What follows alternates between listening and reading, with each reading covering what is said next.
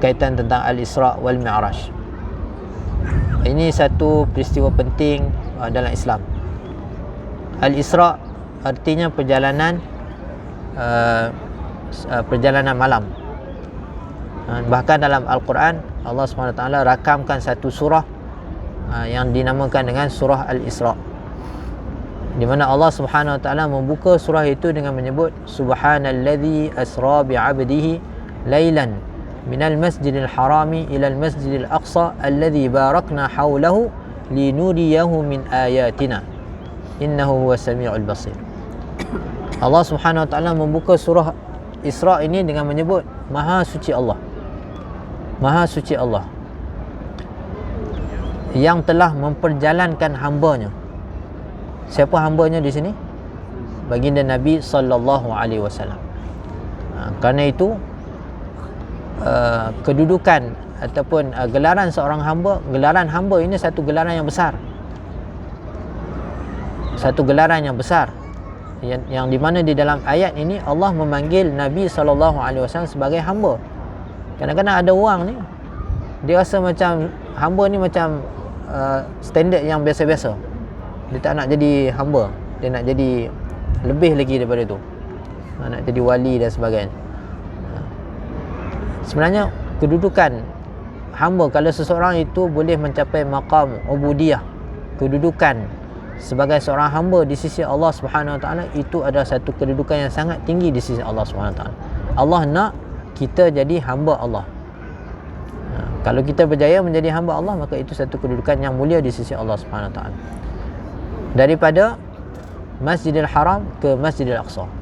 Jadi dalam ayat ini jelas diceritakan bagaimana Nabi SAW telah diperjalankan daripada Masjidil Haram di Mekah ke Masjidil Aqsa yang terletak di Palestin. Dan ini dipanggil Isra'. Seterusnya daripada Masjidil Aqsa, Nabi SAW diteruskan lagi perjalanan ke langit yang 7 sehingga bertemu Allah Subhanahu Wa Taala. Untuk kita mengetahui latar kenapa berlakunya Isra' dan Mi'raj ini, dalam kisah dakwah Nabi SAW di Mekah sepanjang lebih kurang 10 tahun daripada dakwah Nabi SAW di Mekah selepas dilantik menjadi Rasul, Nabi dan Rasul.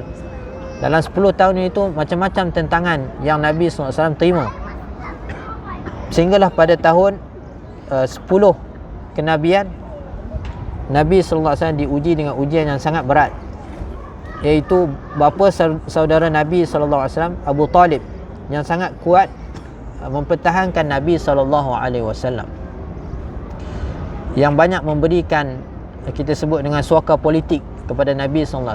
Ada saja tekanan politik yang diberikan pada Nabi, Abu Talib lah orang yang akan berada di barisan hadapan untuk mempertahankan Nabi SAW. Jadi keselamatan Nabi itu terjaga ketika mana Abu Talib hidup. Tetapi pada tahun ke-10 kenabian, Abu Talib meninggal dunia dalam keadaan tidak beriman pada Allah Subhanahu Wa Taala. Begitu juga isteri Nabi SAW, satu sosok, satu individu yang sangat kuat menyokong Nabi SAW, bukan sahaja dari sudut bantuan material, kewangan, tetapi juga dari sudut moral support, yang memberikan ketenangan kepada Nabi SAW, memberikan keyakinan dan kekuatan kepada Nabi SAW. Setiap kali mendapat tentangan, setiap kali dicemuh, dihina oleh kaumnya, Khadijah lah yang akan menenangkan Nabi SAW. Pada tahun 10 kenabian, Khadijah juga meninggalkan Nabi SAW. Maka kerana itu pada tahun itu dikenali dengan tahun kesedihan, Amul Huzun. Baginda Nabi SAW sangat sedih dengan kematian dua orang yang dikasihinya itu. Abu Talib yang telah menjaganya dengan penuh kasih sayang, meninggal dunia dalam keadaan tidak beriman pada Allah, dan begitu juga Khadijah radhiyallahu anha. Maka untuk menghiburkan hati Nabi SAW, Allah Subhanahu Wa Taala telah membawa Nabi SAW berjalan-jalan. Jadi memanglah kalau pergi berjalan ni antara satu terapi yang baik. Kalau tengah stres kerja, rasa tension semua, boleh ambil cuti pergi berjalan. Jadi Nabi SAW, bagaimana Allah merawat hati Nabi SAW, Allah bawa Nabi SAW berjalan-jalan daripada Mekah ke Masjidil Aqsa, kemudian bertemu dengan Nabi-Nabi yang lain di Masjidil Aqsa. Jadi Nabi SAW dalam beban membawa tugas kenabian itu, bila jumpa Nabi-Nabi yang lain, dia jadi semangat, jadi kuat. Oh, rupanya ada juga orang yang ada profession yang sama dengan aku. Ada Nabi-Nabi yang lain kan. Jadi itu memberi kekuatan kepada Nabi SAW. Kemudian dibawa berjalan naik ke atas, itu dipanggil Mi'raj. Perjalanan malam di bumi itu dipanggil Isra', dan perjalanan naik ke atas itu dipanggil Mi'raj, naik ke atas.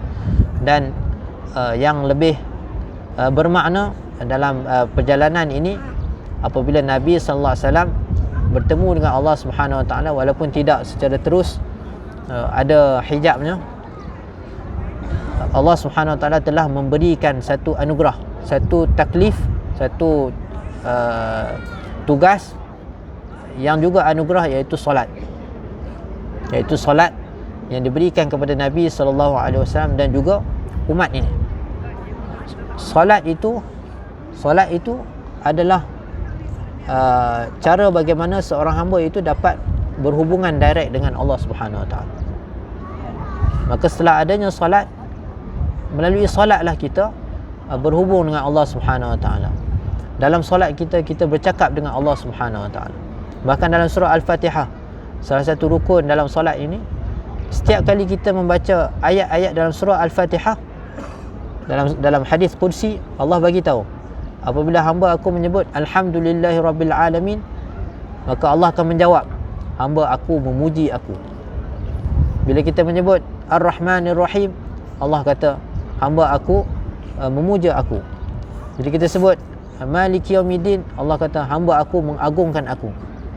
Apabila kita menyebut Iyyaka na'budu wa iyyaka nasta'in, Allah kata, ini antara aku dan hambaku, dan bagi hambaku apa yang dia minta. Ini sebenarnya dialog kita dalam surah Al-Fatihah, yang kita tak sedar sebenarnya kita sedang berdialog dengan Allah Subhanahu Wa Taala. Itulah bila Allah menyebut Iyyaka na'budu wa iyyaka nasta'in, hanya kepada Engkau aku menyembah, dan hanya kepada Engkau aku meminta. Dan itulah ruang, Allah kata, bagi hamba-Ku apa yang dia minta. Apa yang dia minta, apa saja yang kita perlukan dalam kehidupan dunia ini dan akhirat, yang perlu kita minta kepada Allah, itulah ruangnya yang Allah SWT sediakan pada kita untuk kita minta seluas-luasnya kepada Allah Subhanahu Wa Taala. Jadi ringkasnya, dalam Isra' Mi'raj ini, Allah Subhanahu Wa Taala di samping bawa berjalan itu, jumpa dengan para nabi dan sebagainya, Allah anugerahkan kepada Nabi sallallahu alaihi wasallam dan juga umat ini ibadah solat yang sangat penting dan sangat utama untuk kita bawa dalam kehidupan kita, supaya ada hubungan kita dengan Allah Subhanahu Wa Taala. Ini secara ringkaslah yang boleh saya kongsikan berkaitan tentang Isra' Mi'raj ini. Peristiwa Isra' Mi'raj ini juga merupakan satu polemik yang menguji keimanan para sahabat. Jadi bila Nabi SAW boleh pergi daripada Masjidil Haram ke Masjidil Aqsa dalam hanya satu malam, bukan situ saja, naik ke langit pula. Hari ini kalau kita hidup di zaman tersebut, belum tentu lagi kita boleh percaya. Sebab bukan sekadar berjalan di atas darat, naik ke langit juga. Maka ia termasuk dalam perkara yang memerlukan keimanan. Kerana itu selepas keesokan harinya, apabila Nabi SAW beritahu, kata dia diisrakan, dimi'rajkan, ada di kalangan sahabat yang murtad, tak boleh nak percaya. Ini apa, kalau istilah ni orang kata gila lah. Ini confirm gila ni. Dulu aku macam separuh-separuh, ini memang confirm gila. Cerita tak masuk akal. Jadi orang yang percaya kepada kisah ini, dia beriman pada Nabi SAW. Ataupun orang yang beriman pada Nabi, dia akan percaya kisah ini. Kerana itu apabila diceritakan pada Abu Bakar radhiyallahu anhu, serta-merta dia percaya kerana dia telah beriman kepada Nabi sallallahu alaihi wasallam. Tetapi ada di kalangan sahabat yang lemah imannya, peristiwa ini menjadi satu ujian, menguji keimanan mereka, dan ada di kalangan mereka yang murtad dan sebagainya. Banyak pengajaran daripada kisah Isra' Mi'raj ini yang saya kira mungkin antara perkara yang boleh kita pegang. Kepentingan, maksudnya dalam peristiwa Isra' Mi'raj ini menceritakan tentang sejarah solat, tentang sejarah solat. Apabila kita mengetahui peristiwa ini, kita tahu sejarah solat, kita akan menghargai solat. Bagaimana Nabi SAW menerima perintah solat itu daripada langit yang ketujuh. Jadi menunjukkan betapa agungnya solat itu dalam kehidupan seorang Muslim. Maka kerana itu kita perlu berusaha untuk menjaga solat dalam apa jua keadaan. Solat ni berbeza dengan ibadah yang lain. Macam mana keadaan pun kita tetap kena solat. Tetap kena solat sampailah dalam keadaan, maksudnya selagi kita hidup, selagi kita akal fikiran kita waras, selagi jantung kita itu berdegup, kita tetap kena solat. Sehinggalah akal kita berhenti berfikir, jantung kita berhenti berdegup, ketika itulah barulah kita tidak diwajibkan untuk solat, bahkan orang yang akan mensolatkan kita. Jadi itu secara ringkaslah yang boleh saya kongsikan.